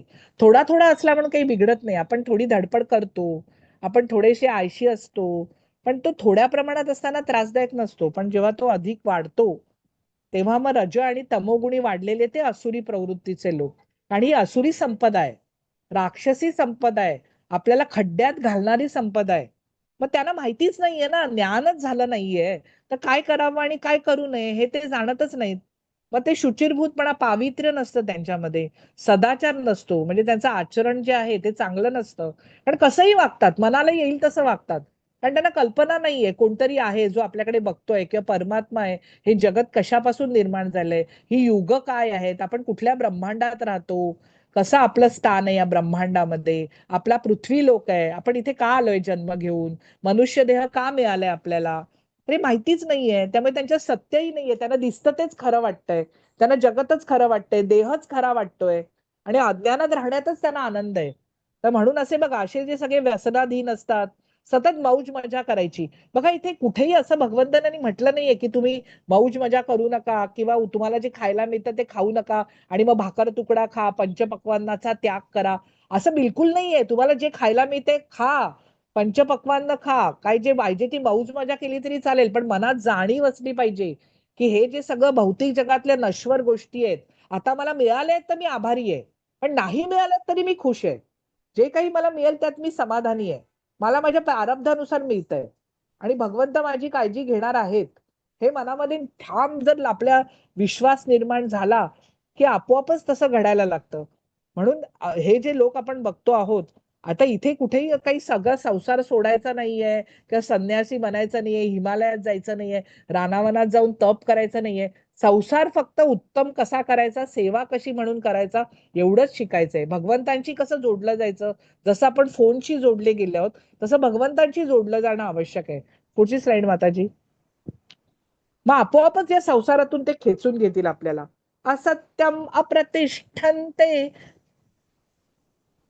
जगदाहुरनीश्वरम अपरस्पर संभूतम. आता इथे संभूतम आलेला आहे ना, त वर अनुस्वार, पुढे क आलाय, कख गघंग. इथे संभूतंग, संभूतंग, शंग कर, गंगा, यातला तो ग आहे ना, ग, कख गघंग, तो इथे तो संभूतंग. किमन्यत काम तुकम. ते म्हणतात, ते म्हणजे कोण, तर मागच्या श्लोकात आलेले जे आसुरी प्रवृत्तीचे लोक आहेत, जे रजो तमोगुणी लोक आहेत. हे जगत खोटं आहे, म्हणजे हा निसर्ग आहे, हा भौतिक प्रकृती आहे, जेवढं दिसतं तेवढंच खरं आहे. पण त्यांना माहिती नाही की आपली इंद्रिय अपूर्ण आहे, आपण आत्म्याला पाहू शकत नाहीये, आपल्याला आत्म्याचं ज्ञान नाहीये, आपल्याला परमात्म्याचं ज्ञान नाहीये. त्यांना वाटतं काय आहे, परमेश्वर आहे कोण, दिसतो कुठे आहे, जे दिसतो ते मी मानतो. अरे हवा, आपण श्वास घेतो, दिसते का हवा, वारा दिसतो का, जाणवतो, आपल्याला अनुभूती येते. हवा घेतो, प्राणशक्ती घेतो, प्राणशक्ती दिसते का, म्हणजे दिसतं ना, दिसत नाही ते नाही आहे असं म्हणणं योग्य आहे का. तर त्यांना तेच आहे ना, जेवढं दिसतं तेवढं मी खरं मानणार. आता याच्यामध्ये त्यामुळे त्यांना असं वाटतं की कोण आहे परमेश्वर, कुठे आहे परमेश्वर, मी तर पाहिला नाहीये, कोण करतो याचा नियंत्रण. त्यांना वाटतं केवळ मैथुनाच्या इच्छेमुळे जग निर्माण झालंय आणि याच्या निर्मितीस कामाखेरीज अन्य कोणतंच कारण नाहीये. पुढची स्लाइड माताजी. आणि अशा निष्कर्षाचं अनुगमन करत, अनुगमन म्हणजे मागून जाणं किंवा ते खरं मानून त्यानुसार वागणं, निष्कर्ष काढतात की मला दिसत नाहीये ना परमात्मा, मग नाहीच आहे. जे दिसतंय तेवढंच खरं आहे. ही भौतिक जेवढा निसर्ग आहे तोच खरा आहे, प्रकृती आहे तीच खरी आहे, परमात्मा म्हणून कोणी नाहीच आहे जगामध्ये. तर ठीक आहे, त्यांना असं वाटतं, त्यांनी निष्कर्ष काढलेला आहे. आणि अनुगमन म्हणजे जो निष्कर्ष काढलाय त्यानुसार वागणं, स्वतःचा ना शोधून घेतलेला. कारण जी शक्तीचा वर जर विश्वास नाहीये किंवा आपण कोण आहोत ते माहिती नाहीये, फक्त देहभावावर राहतायत, रजोगुणी आहेत, तमोगुणी आहेत, आसुरी प्रवृत्तीचे, दुसऱ्याला त्रास देत आहेत, मग अशी यांची गती काय होणार आहे? बघा आजच्या जगात हेच चाललेलं आहे. आपण बघतो सगळी सत्तेसाठी धडपड आहे, सत्तेसाठी हाव आहे, पैशासाठी पूर्ण काहीही करायला कमी करत नाहीये. तर विभिन्न देशांमध्ये चाललेलं आहे, युद्ध चाललेलं आहे, सगळ्यांचा विनाशाकडे घेऊन जात आहेत. तर हे अल्पबुद्धी लोक आहेत, आसुरी लोक आहेत, रजो तमोगुणी लोक आहेत, जगाचा विनाश करण्यासाठी उद्धत झालेले आहेत. सगळ्यांचं अहित आहे. अरे तुम्ही सगळ्यांचं हित साधा, एकत्रपणे तुम्ही ज्ञान प्राप्त करून घ्या, कशासाठी जगात आलो आहोत ते पहा. आणि त्यासाठी या उग्र कर्मामध्ये ज्यांना अज्ञानी लोक आहेत ते संलग्न होतात. पुढची स्लाइड माताजी. काममाश्रित्य दुष्पूरम दंभमानमदान्विताः मोहात गृहीत्वा सद्ग्राहान् प्रवर्तन्ते शुचिव्रताः. आसुरी लोक कधीही तृप्त न होणाऱ्या कामाचा आश्रय घेतात. म्हणजे आता कधी इच्छा, कधी आता एक इच्छा आली, पूर्ण झाली की आपल्या लक्षात येतं की आपल्याला दुसरी इच्छा मागून लगेच तयार असते. मग ती पूर्ण झाली की समाधानी नाही, तिसरी इच्छा तयारच आहे. अशा अनेक इच्छा आपण बसलोय, मला हे हवंय, मला ते हवंय, मला हे विकत घ्यायचंय, मला ते विकत घ्यायचंय, मला हे ऐकायचंय, मला ते ऐकायचंय, मला इकडे जायचंय, मला तिकडे जायचंय, मला हे खायचंय, मला ते खायचंय. अनंत इच्छा, न संपणाऱ्या इच्छा. तुम्ही बसलात आणि शांतपणे आपल्या मनाकडे पाहिलं तर लक्षात येईल की किती इच्छा मनामध्ये आहेत. आणि एक पूर्ण होऊन भागत नाही, नवीन इच्छा तयार असते. आणि या न संपणाऱ्या इच्छा आहेत. आणि मग शेवटी कधीतरी थांबायला पाहिजे ना. बघा आता आपल्या आम्ही मागेही सांगितलं, आपली आवडती गोष्ट आपण रोज तीच जर तुम्ही कोणी तुम्हाला खायला दिली किंवा एखादी इच्छा, तर आपण तेच खायला लागलो तर शेवटी त्याचा कंटाळा यायला लागतो, नको नको वाटायला लागते, आपण बघत नाही त्या गोष्टीकडे. म्हणजे काय शेवटी जी आवडती गोष्ट होती आणि इच्छा एक संपली की नवीन तयार होणार आहे, न संपणारा असा हा पूर्ण मार्ग आहे की एक इच्छा, दुसरी इच्छा, तिसरी इच्छा, चौथी इच्छा. आणि म्हणून याचा आश्रय घेतात, गर्व, खोटी प्रतिष्ठा आणि मदामध्ये आकंठ बुडून जातात. परिणामी ते मोहित होऊन, भ्रमित होऊन अनित्य गोष्टींमुळे आकर्षित होतात. आता जे खोटं आहे, जे नाहीसं होणार आहे, अशा गोष्टींकडे प्रवृत्त व्हायचं, अशा गोष्टी गोळा करायच्या जेवढ्या आपल्यासाठी आवश्यक आहे. जेवढे कपडे गरजेचे आहेत पुरेसे आहेत, जेवढं घर राहायला आहे आवश्यक तेवढं पुरेसं आहे, जेवढ्या गाड्या आहेत पुरेशा आहेत, जेवढं खायला प्यायला मिळतंय छान, वा वा वा, मी संतुष्ट आहे. अशा ह्याच्यात जर समाधानच नसेल तर मग काय उपयोग आहे? मग तुम्ही कितीही कमवा, स्वर्गाचं राज्य मिळालं तरी तुमचं समाधान होणार नाही. हे समाधान होण्यासाठी मन शांत व्हायला पाहिजे, मन अविचलित राहायला पाहिजे, मनाला खरी जाणीव व्हायला पाहिजे, मनाची तयारी व्हायला पाहिजे. आणि मग अशुचिरभूत कर्म करण्यामध्ये व्रतस्थ होतात. हे 4 स्तंभ सांगितलेले आहेत. अवैध संबंध, त्याच्यात पावित्र्य नाहीये. धर्माचे 4 स्तंभ: जुगारामध्ये सत्यता नसते, नंतर मद्यपानामध्ये तप नसतं आणि मांसाहारामध्ये दयेचं पूर्णपणे उल्लंघन होऊन जातं. पुढची स्लाइड माताजी. आता या सगळ्या ज्या गोष्टी होत्या, हिप्पी जमात जी आहे, तर हे सगळं करायचंय. अगदी अनिर्बंध आयुष्य होतं, घर सोडलं होतं, घरदार सोडलेलं. ते असे पडलेले असायचे रस्त्यावर लोळत, सगळे व्यसनाधीन झालेले होते. काय खरं, काय चांगलं, काय वाईट, काहीही कशाची जाणीव नाहीये, असं आयुष्य चाललं होतं. आणि अशा हिप्पी जमातीला, जे हिंदू धर्माचेही नाहीये, ज्यांना कृष्णाबद्दल माहितीही नाहीये, अशा लोकांना फक्त नामसंकीर्तनाने पूर्ण बदलवून टाकलेलं आहे, भक्ती मार्गावर लावलेलं आहे. बघा हे कसं घडलं, त्यांनी सांगून घडलं का? कोण होते प्रभुपाद? श्रील प्रभुपाद तर तिथे बाहेरच्या देशातून आलेले होते. पण नामसंकीर्तनाचा महिमा बघा, संगतीचा महिमा बघा, भक्ताची संगत बघा, की त्याच्यामुळे आमूलाग्र बदलून गेले ते. त्यांना सांगून लोक घरातल्या लोकांचे ऐकत नव्हते, सरकारचे ऐकत नव्हते, लोकांना त्रास देत होते, लूटपार करत होते आणि ते बदलून भक्ती मार्गावर वळले. ही छोटी गोष्ट आहे का? विचार करा. भगवंतांची कृपा आहे की ते तिथे गेले आणि अनेक जीवांचा उद्धार केला, अनेक जीवांना चांगल्या मार्गावर आणलं. त्या अनियंत्रित, अनिर्बंध अशा त्यांचं जे अधोपतन होत होतं तिथून त्यांना भक्ती मार्गावर आणलं. आणि म्हणून इंद्रिय तृप्ती करणे ही मानव संस्कृतीची प्रमुख आवश्यकता आहे असं त्यांना वाटत असतं.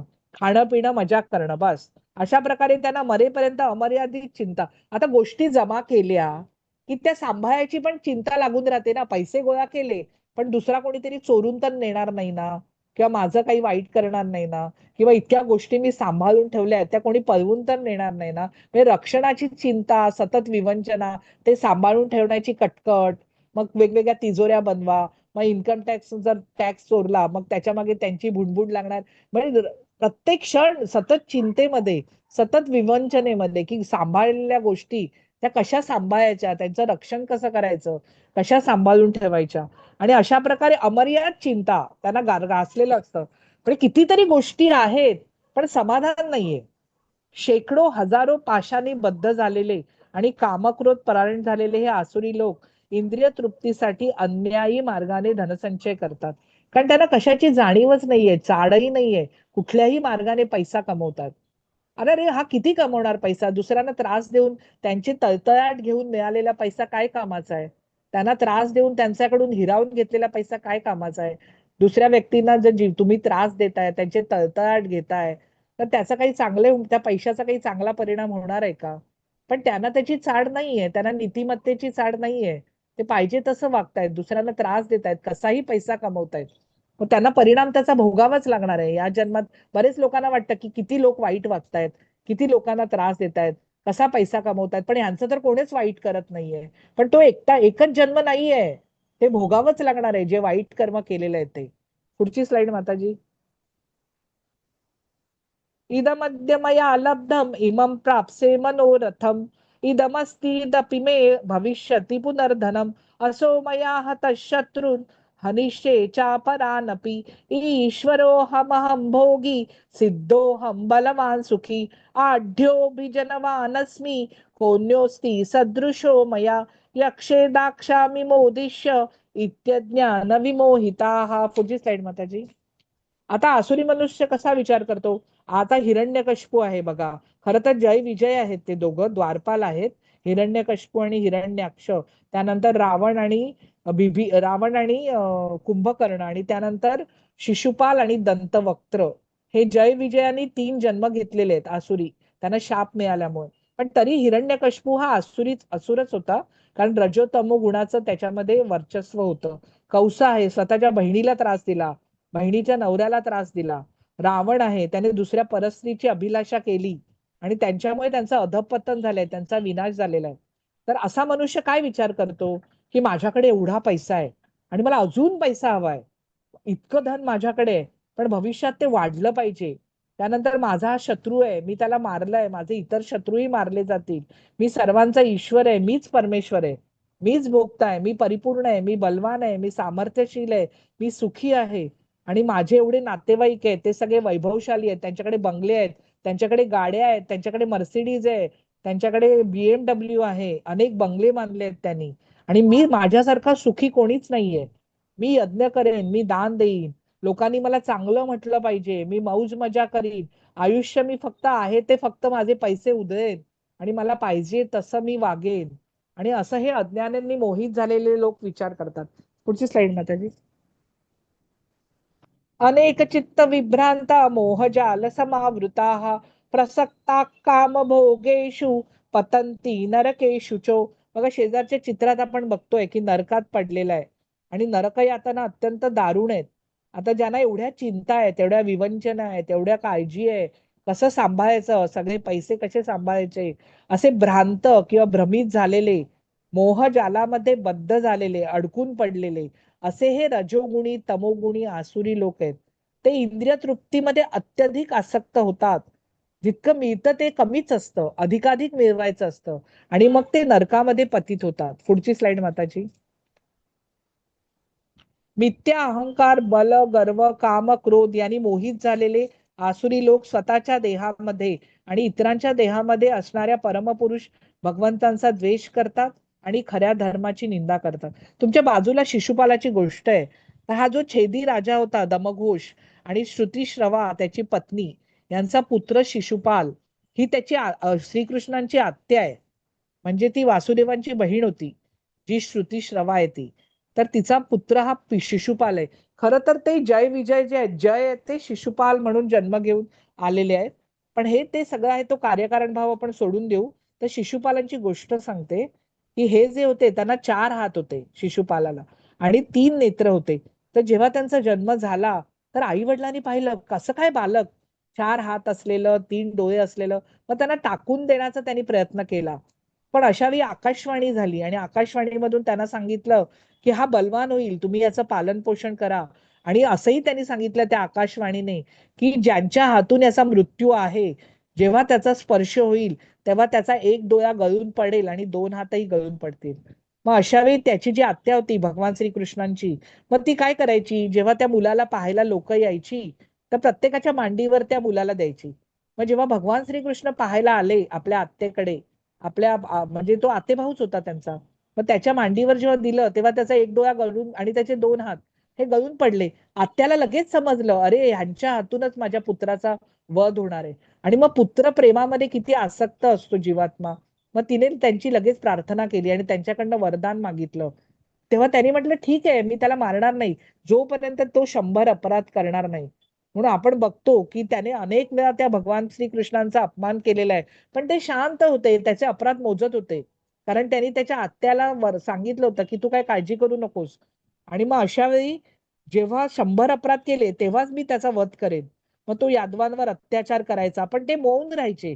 आणि मग नंतर जेव्हा श्रीकृष्ण जेव्हा शिशुपाल जो होता, जेव्हा यज्ञाच्या वेळेचा हा प्रसंग आहे की जेव्हा सर्वजण उपस्थित झालेले होते, राजसूय यज्ञ चालू होता युधिष्ठिरांचा, तेव्हा शिशुपाल तिथे आला आणि कृष्णांची पूजा पहिली केलेली त्याला बघवली नाही. आणि मग तो श्रीकृष्णांना अद्वा तद्वा बोलायला लागला. सगळे लोक उभे राहिले त्याच्या विरुद्ध, पण कृष्णांनी सर्वांना शांत केलं. अरे शांत बसा, तो मला बोलतोय ना, मी बघून घेईन काय करायचं ते. आणि मग अशा रीतीने शांतपणे ते राहिले आणि ऐकायला लागले. त्याचं चालूच होतं, तो शिव्या देतच होता.